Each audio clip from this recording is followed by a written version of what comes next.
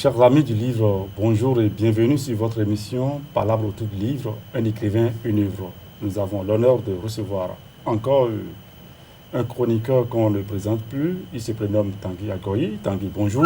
Bonjour Robert. Et merci encore une fois d'accepter de venir décrypter une œuvre pour nous. René, bonjour. Oui, Robert, bonjour. Tanguy, bonjour. Bonjour René.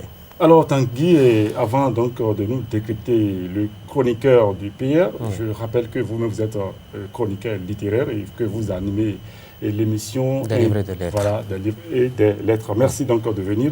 Alors, concours national littéraire, prix du président de la République en 2017. Alors, vous allez nous en dire un mot, s'il vous plaît. Oui, bon, même si je ne suis pas la voix la plus autorisée, je ne suis pas organisateur.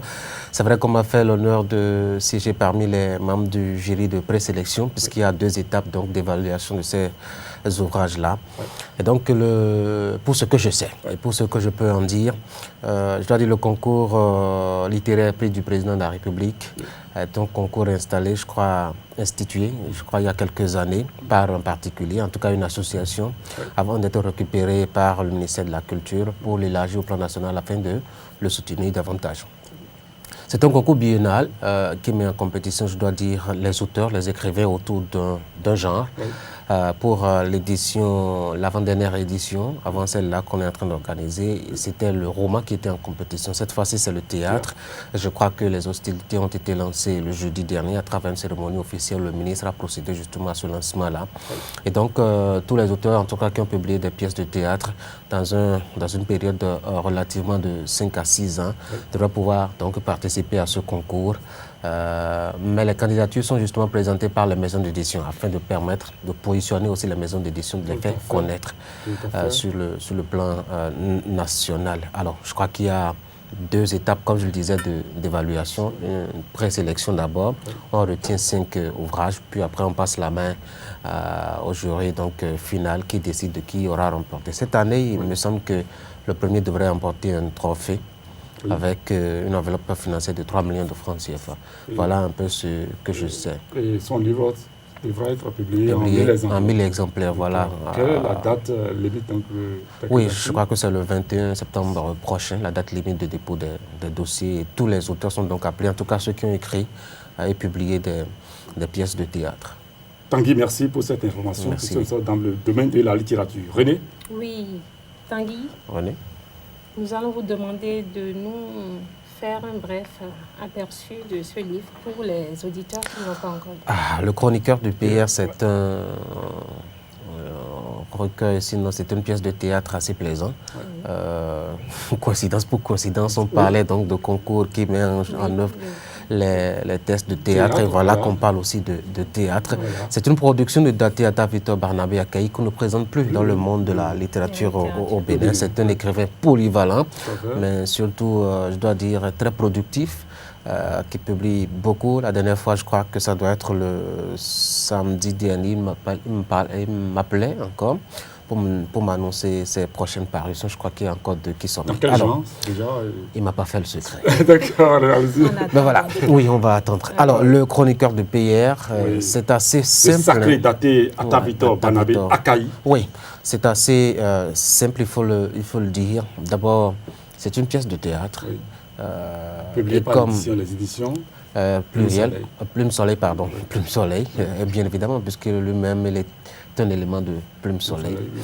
Alors, c'est une pièce de théâtre qui met en jeu 2 acteurs, le chroniqueur et puis le confrère. Oui. Donc, le nombre d'acteurs est déjà réduit suffisamment. Donc, c'est une pièce assez simpliste, mais pas aussi simpliste que ça. C'est vrai que ça donne la main, en tout cas au metteur en scène, de mettre en œuvre son imagination et d'avoir une liberté donc, de productivité, de mise en œuvre, de mise en scène sur les planches. Alors, de quoi s'agit-il? Il s'agit d'un chroniqueur et puis d'un confrère, en tout cas, c'est 2 journalistes qui, ma foi, comme nous avons l'habitude de le faire dans la profession, bavardent le plus souvent autour de sujets politiques pour voir un peu qui a raison, qui n'a pas raison, quelles sont les analyses qu'il faut faire de l'actualité politique nationale. Voilà. On parle beaucoup, c'est les politiques qui nous y obligent des fois. Alors donc ce sont 2 journalistes qui, ma foi, passent autour d'un verre au crible l'analyse de l'actualité politique nationale. Vous savez, quand on est de l'autre côté on est très inspiré par les modèles et les actes qu'il faut poser. Exactement. Parce qu'on ne comprend pas justement ce que les politiques font, alors qu'il y a des solutions qui sont là, ils ne les prennent pas et vont dans le sens contraire, à la limite, comme s'ils se moquaient de nous. Alors, donc, ces journalistes étaient dans ce rôle-là, passaient tout le temps à critiquer les politiques, passaient tout le temps à ne pas comprendre pourquoi est-ce que les politiciens agissaient de telle manière plutôt que de telle autre. Et voilà qu'il y a eu l'occasion, en tout cas pour le chroniqueur, d'entrer en politique et de pouvoir occuper une place assez importante. Et voilà qu'il a compris finalement qu'au fond, quand on est, en tout cas dans le feu de l'action, voilà, quand on est à la touche, on est plus meilleur joueur que quand on est sur le terrain. Voilà. Et donc, il a fait beaucoup d'exactions. Hein. Il est allé même jusqu'à, je dois dire, saisir, sinon arrêter son collègue, son confrère, l'emprisonner, etc., le faire souffrir, etc. Maintenant, c'est vrai, en fait, cocaïne, ça s'y est mêlé parce que vous savez, il y a eu un contexte d'actualité qui s'est prêté à ça. Il y a eu une affaire de 18 kg de cocaïne pure, comment dire, qui revenait à 9 milliards de francs, 9 milliards de francs CFA, etc. etc. Bon, enfin, moi, je ne suis pas un spécialiste. Celui qui a pu l'établir, on peut le féliciter pour ça. Donc, voilà un peu ce que je peux dire rapidement et de façon ramassée de cette pièce de théâtre d'Ateata Victor Barnabé à Caï. Oui, nous avons constaté qu'il y a une note réalisée par Kanya Lem et un test de fin par Florent Kouaou. Alors, comment vous appréciez ces deux textes qui encadrent le chroniqueur du pouvoir? Est-ce qu'il m'est donné d'apprécier, en tout cas des appréciations, puisque c'est la lecture que eux, ils ont faite de la pièce de Dateata Victor Barnabé à Caï. Je crois que c'est la lecture, chacun a son opinion sur une œuvre donnée. Hein. Oui. Et puis, de goût, de couleur, on n'en discute au point du tout. Ce que je peux dire, et ce que je peux constater, c'est que les deux acteurs que vous aviez cités tout à l'heure, notamment Florent Kouaou et puis Kanya Lem, ces deux amis très proches et très liés de Dateata Victor Barnabé à Caï. On peut comprendre que les trois acteurs se retrouvent dans le même bouquin d'un des compagnons. Et donc, voilà quoi. Tout à fait. Le texte serait déjà en représentation théâtrale déjà par notre aîné Emas Baguidi, je crois. Emas Baguidi, oui, qui travaille beaucoup, qui est un acteur aussi du monde de la dramaturgie. Oui, je crois que nous avons le temps donc de rentrer dans le texte pour lire quelques extraits. Si vous voulez, il n'y a pas de souci. On va peut-être fouiller. C'est vrai que je n'ai pas quelques passages en tête, oui, mais je vais sauter comme ça. On va aller peut-être à la page 62-63. Oui. Le chroniqueur qui dit ceci. Oui. C'est facile à croire, mais je n'arrive pas à croire. Le confrère, tu ne peux pas me croire, mais c'est pour défendre ton honneur. Oui. Défendre moi mon honneur, défendre mon honneur en vérifiant l'anatomie de ma femme et y déposer des spermes en pleine fécondité. Oui. Et le confrère, tu ne peux pas comprendre. Le chroniqueur, quel mari cocufié pourrait comprendre? Je n'en ai pas fait un problème car je me suis dit que tu es influencé par tes théories sur la tradition que toute femme du royaume appartient au chef, ce que d'autres appellent droit de cuissage. Vous voyez un peu? C'est-à-dire que le chroniqueur est devenu, en tout cas, quelqu'un qui parfois abuse de ses pouvoirs. Exactement. Et se donne le droit d'aller, en griffe, vous allez m'excuser, le terme goûter à la femme. À la femme donc d'un ami, d'un proche avec qui il a fait beaucoup de chemin comme ça. Voilà. Oui, on constate malheureusement que lorsque les gens viennent au pouvoir, ils développent des vices qu'on ne les soupçonnait pas. Oui, le pouvoir et la femme nous révèlent. Je suis encore désolé de le dire une fois encore. Vous savez, s'il y a deux tentations majeures qui gouvernent ce monde, c'est le pouvoir et la femme. Et au-delà du pouvoir, on peut voir l'argent.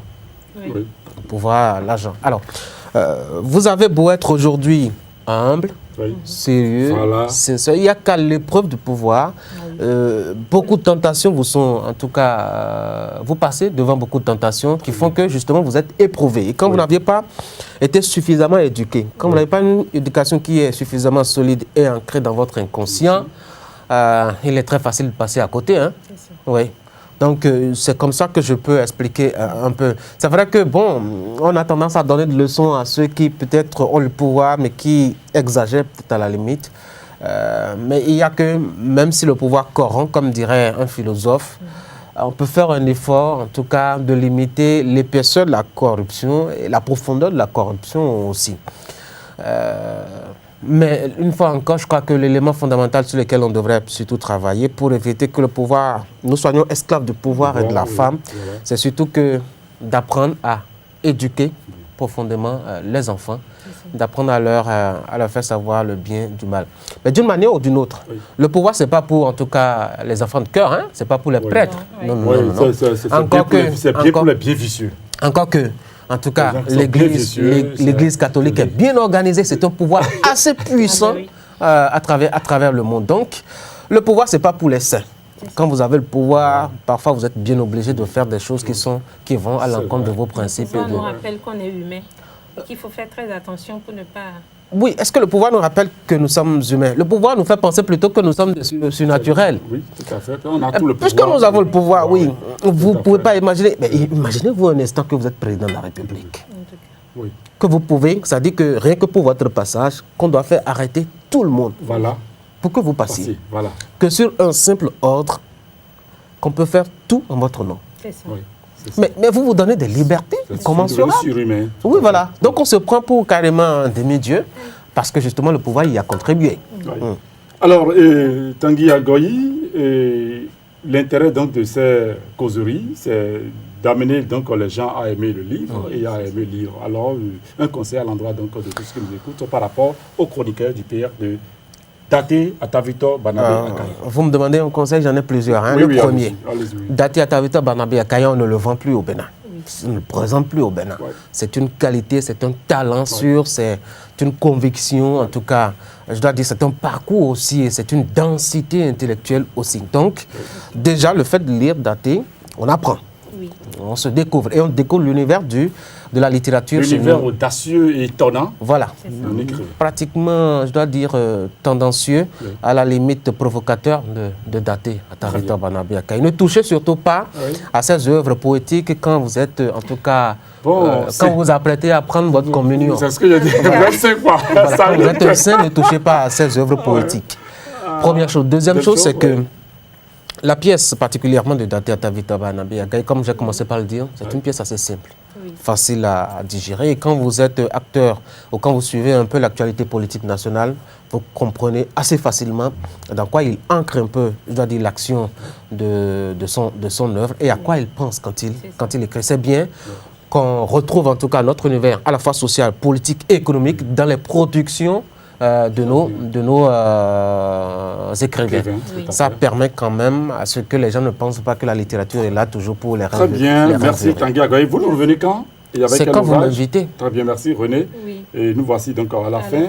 Oui. Et clôturer donc la séance. Tanguy Agoyi, merci beaucoup pour René. ce compte rendu fidèle. Robert, merci. Merci. Nous faisons un coucou au DG, M. Adéchian Clément. Et à la réalisation, merci et chers amis, à bientôt.